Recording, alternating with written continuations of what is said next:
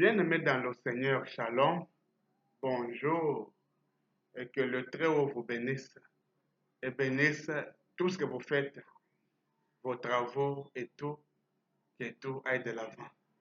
Et nous lui rendons gloire parce qu'il nous a donné la force de le servir, la grâce de voir ces jours, que son très saint nom soit loué. Beaucoup sont morts. Et la vie que nous avons, ce n'est pas à cause de nos mérites. La vie que tu as, mon frère, ma soeur, mon papa, ma chère maman, ce n'est pas à cause de tes mérites, mais tu as cette vie, ne fût-ce que par sa grâce. Voilà pourquoi il est bien de dire seulement merci Seigneur. Merci mon Seigneur Jésus pour la vie que tu m'as donnée. Merci Seigneur pour ta grâce. Amen. Ce soir, nous allons avoir comme thème prisonnier. Notre thème de ce soir s'intitule prisonnier. C'est-à-dire, c'est à vous de savoir de qui êtes-vous prisonnier. Parce que, comme notre prophète Abraham nous le révèle, il n'y a que deux esprits. Il n'y a que l'esprit de Dieu et l'esprit du diable. Maintenant, il n'y a pas un homme qui peut avoir une position intermédiaire, non. Non. Soit tu es habité par l'esprit du diable, ou bien tu es habité par l'esprit de Dieu. Alors, entre ces deux esprits, de qui êtes-vous prisonnier? Amen. De qui êtes-vous prisonnier? Voilà pourquoi nous allons lire la parole de Dieu dans Éphésiens, chapitre 4, verset 1 au verset 6.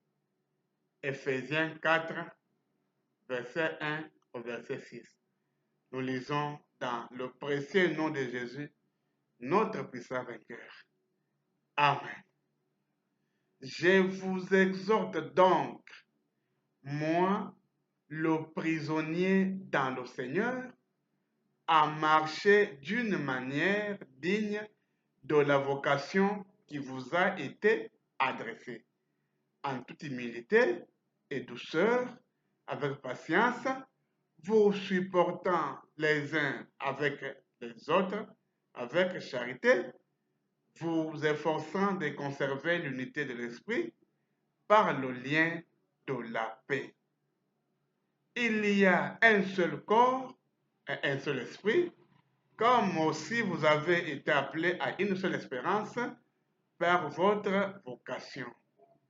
Il y a un seul Seigneur, une seule foi, un seul baptême, un seul Dieu et Père de tous, qui est au-dessus de tous et parmi tous et en tous.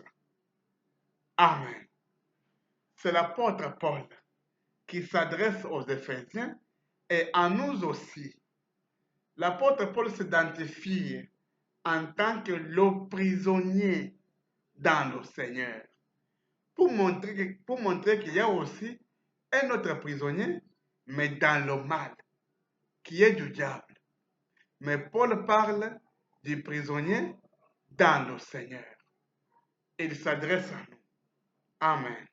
Maintenant, ce soir, toi qui m'écoutes, de qui es-tu prisonnier? Toi, mon frère et ma soeur, de qui es-tu prisonnier? Paul, prisonnier dans le Seigneur, pour montrer qu'il y a aussi d'autres qui ne sont pas des prisonniers dans le Seigneur, mais qui peuvent être des prisonniers dans le mal, les prisonniers du diable. Alors, ce soir, j'aime que toi, mon frère qui m'écoute, toi, ma soeur qui m'écoute ce soir, toi, mon papa et toi, ma maman, et vous, ma chère maman, la question est la suivante. De qui êtes-vous prisonnier? Entre le Seigneur Jésus-Christ et le diable. Qui domine en vous? De qui êtes-vous prisonnier? Amen. Mais ce soir, je vous persuade à ce que vous puissiez accepter d'être le prisonnier de Christ et non le prisonnier du diable. Amen. Notre cher prophète William Branham nous dit qu'il a prêché exactement comme Paul. Est-ce c'est vrai ou ce n'est pas vrai? Alors, écoutons pour savoir la vérité. Amen. Nous allons lire Christ est le mystère de Dieu révélé, prêché le 28 juillet 1963, paragraphe 147 à 153. Nous pouvons avancer aussi pour lire 361, 441, 466b, pour terminer avec 468. Mais là où nous pouvons nous arrêter, nous allons nous arrêter. Si vous avez le temps, vous pouvez lire les autres jusqu'à la fin. Maintenant, nous allons aller à ce qui est pour nous important pour ce soir. Amen. L'autre soir, si vous n'avez pas eu la bande, j'ai prêché ici un soir sur un prisonnier de Jésus-Christ. Paul, un prisonnier. Voyez, quand Dieu vous amène à être son prisonnier, alors vous ne pouvez pas faire autre chose que ce que l'Esprit dit de faire. Amen. Pour bien comprendre, si vous êtes prisonnier de Christ, si le Seigneur Jésus-Christ arrive à faire de vous son prisonnier, alors vous ne pouvez rien faire, que ce soit la nuit ou que ce soit le jour, si cela ne vous a pas été dicté par l'Esprit de Christ en vous. Maintenant, la question est la suivante. Ce que toi tu fais là, chaque fois, donc ce que toi tu fais là, qui t'en éjecte? Tu peux être seul ou en groupe. Est-ce que c'est l'Esprit de Dieu qui t'amène à faire ce que tu as toujours fait là? Ça, c'est la question. Continuons. Paul, avec toute sa grande intelligence, il a été instruit par Gamaliel en vue de devenir un jour un grand sacrificateur ou un grand rabbin. Il avait de hautes ambitions. Intellectuellement parlant, c'était un grand homme, une grande autorité, un grand homme dans la nation. Amen. Effectivement, pour bien comprendre, Gamaliel était un grand professeur de théologie. Et quand Paul a passé par ce Gamaliel, c'est pour montrer que Paul était quelqu'un qui était très intelligent parce que Gamaliel n'était pas n'importe quel type d'enseignant, non. Était un grand enseignant et un renommé enseignant. C'est-à-dire, quand vous passez par ses mains, vous êtes quelqu'un. Alors, parmi ceux-là qui ont été enseignés par Gamaliel, Paul en faisait partie. Voilà. Alors, écoutons le prophète. Mais il lui a fallu sacrifier tout ça. Voyez? Pour devenir une partie de la parole, pour exprimer Jésus-Christ, notre Seigneur. Amen. Quelle joie! Paul a sacrifié toute cette grande connaissance qu'il avait afin de gagner Christ. Mon frère et ma soeur, ta richesse, tes mauvaises œuvres ne t'amèneront nulle part. Mais la connaissance du Seigneur Jésus-Christ t'amènera très loin. T'amènera dans les airs. Tu as toujours vu comment le pigeon vole, n'est-ce pas? Comment l'aigle vole. Mais ce jour-là, tu voleras plus que l'aigle. Parce que tu vas aller dans ta sainte cité qui a été construite pour toi, qui se trouve au-delà des étoiles. Mais pour y arriver, il faut d'abord être prisonnier. De qui? Du Seigneur Jésus-Christ. Amen. Amen. Être prisonnier de Jésus-Christ. Voilà ce qui est important. il avait l'idée d'aller quelque part.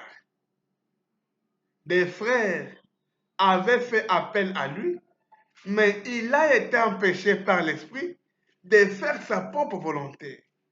Oh, si les gens qui sont en moitié spirituels pouvaient saisir ça, voyez, il a été empêché de faire sa propre volonté. Amen. Pourquoi? Parce qu'il a été empêché de faire sa propre volonté. Pourquoi? Parce que Paul était prisonnier de notre Seigneur Jésus-Christ. Je vous demande pardon pour ces petits désagréments. Amen. Donc, je reprends 146 pour la bonne compréhension. Il avait l'idée d'aller quelque part. Des frères avaient fait appel à lui. Excuse. Mais il a été empêché par l'Esprit de faire sa propre volonté. Oh, si les gens qui sont en moitié spirituelle pouvaient saisir ça, voyez, il a été empêché de faire sa propre volonté. Amen. C'est-à-dire, Paul voulait faire quelque chose, mais ça n'a pas été marché. Pourquoi? Paul me dit, voyez, il était prisonnier de Christ. Il était prisonnier de Christ. Amen. Maintenant, allons trouver ça. Où est-ce qu'il est écrit que Paul voulait faire quelque chose de sa volonté, mais il a été empêché? Allons-y. Nous sommes dans Actes, chapitre 16. Nous allons commencer au verset 1 jusqu'au verset 15. Actes, chapitre 16, verset 1 au verset 15. Lisons pour la bonne compréhension. Amen. Amen. Nous allons lire Actes des Apôtres, chapitre 16, verset 1 au verset 15. Il se rendit ensuite à Derbe et à Lystre. Et voici, il y avait là un disciple nommé Timothée, fils d'une femme juive, fidèle et d'un père grec. Les frères de Lystre et d'Icône rendaient de lui un bon témoignage. Donc, il rendait un bon témoignage de Timothée, qui était le fils d'un papa grec et de la maman juive. Verset 3. Paul voulut l'emmener avec lui et l'ayant pris, il les circoncit à cause des Juifs qui étaient dans ce lieu-là, car tous savaient que son père était grec. Parce que dans ce temps-là, les Grecs étaient considérés comme des grands païens. Alors, il a fallu qu'ils soient circoncis pour faire comprendre aux autres que non, il suit la coutume juive. Amen. Verset 4. En passant par les villes, il recommandait aux frères d'observer les décisions des apôtres et des anciens de Jérusalem. Verset 5. Les églises se fortifiaient dans la foi et augmentaient en nombre de jour en jour. Vous écoutez, n'est-ce pas? Maintenant, au verset 6. Écoutons. Ayant été empêché par le Saint-Esprit d'annoncer la parole dans l'Asie, ils traversèrent la Phrygie et le pays de Galatie. Arrivés près de la Mysie, ils se disposaient à entrer en Bithynie, mais l'Esprit de Jésus ne leur permit pas. Ils franchirent alors la Mysie et descendirent à Troas. Écoutez bien. 9. Pendant la nuit, Paul eut une vision. Un macédonien lui apparut et lui fit cette prière. Passe en Macédoine, secours-nous. Après cette vision de Paul, nous cherchâmes aussitôt à nous rendre en Macédoine, concluant que le Seigneur nous appelait à y annoncer la bonne nouvelle. Étant partis de Troas, nous fîmes voile directement vers Samothrace et le lendemain, nous débarquâmes à Néapolis. Verset 12. De là, nous allâmes à Philippe, qui est la première ville des districts de Macédoine et une colonie, ce qui montre que c'était une grande distance de là où ils étaient. Nous passâmes quelques jours dans cette ville. 13. Le jour du sabbat, nous nous rendîmes hors de la porte, vers une rivière, où nous pensions que se trouvait un lieu de prière. Nous nous assîmes et nous parlâmes aux femmes qui étaient réunies. Verset 14. Écoutons. L'une d'elles, nommée Lydie, marchande de pourpre de la ville de Thyatire, était une femme craignant Dieu et elle écoutait. Le Seigneur lui ouvrit le cœur pour qu'elle fût attentive à ce que disait Paul. Amen. Parce que si le Seigneur n'a pas ouvert votre cœur, on peut vous prêcher 1000 fois, vous n'entendrez rien. Verset 15. Lorsqu'elle y était baptisée avec sa famille, elle nous fit cette demande. Si vous me jugez fidèle au Seigneur, entrez dans ma maison et demeurez-y. Elle nous pressa par ses instances. Amen. Avez-vous compris? Et si vous continuez, vous comprendrez que Paul a fait plus d'une année. Alors, si vous voyez très bien, tout ce que Paul a fait comme voyage en Arabie, jusqu'à arriver à cet endroit ici, ça lui a pris 3 ans. Tous ces 3 ans n'étaient que pour sauver cette âme. Cette sœur Lydie. Tous ces 3 ans. Eux voulaient prêcher en Asie, mais Dieu leur dit non, là-bas non. Avancez. Ils veulent prêcher aussi à Misi, non, avancez. Et la nuit, Dieu leur dit que non, allez à Macédoine. Et pour arriver à Macédoine, c'était un grand voyage de plus de 3 jours. Ils ont pu voyager jusque-là. Pourquoi tout ceci? Parce que Paul était prisonnier du Seigneur Jésus-Christ. Voilà pourquoi le Seigneur l'a utilisé. Mon frère, ma soeur, là où tu vis là, Dieu veut faire quelque chose, mais il manque quelqu'un pour qu'il peut utiliser pour faire cela. Voilà pourquoi je te demande ce soir.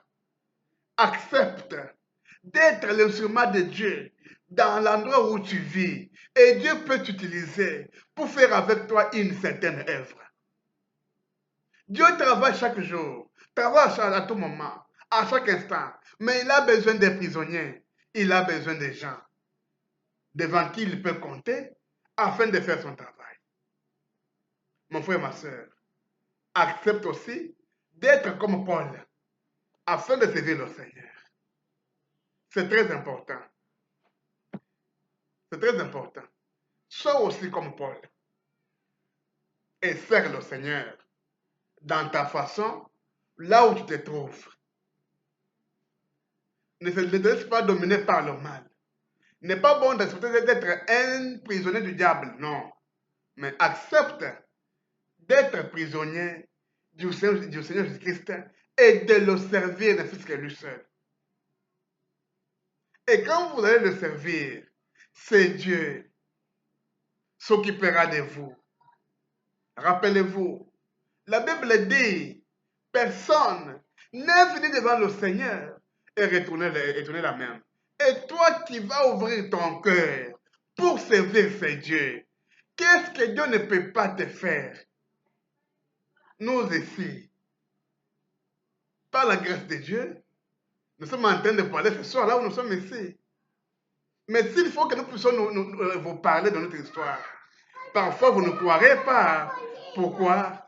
Parce que, mon frère et ma soeur, accepte d'être le prisonnier du Seigneur Jésus-Christ. Et ça sera bien pour ta vie. Le Seigneur va te faire grâce.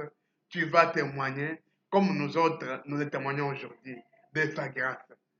Ce que nous sommes aujourd'hui, ce n'est pas ce que nous étions. D'ailleurs, nous ne pensions même pas qu'un jour, nous serons ce que nous sommes aujourd'hui. Mais parce que nous avons saisi ce Seigneur, voilà aujourd'hui là où nous sommes.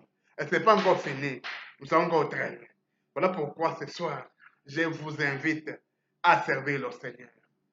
Pour terminer, veuillez vous abonner, veuillez aimer, veuillez partager notre page. Que Dieu vous bénisse pour ce soir. Que Dieu vous bénisse. Ciao. Pour toutes les erreurs, veuillez me pardonner. Je suis votre frère. Pardonnez-moi. Que Dieu vous bénisse. Mais acceptez au moins d'être le prisonnier de notre Seigneur Jésus-Christ. Ciao. Que Dieu vous bénisse.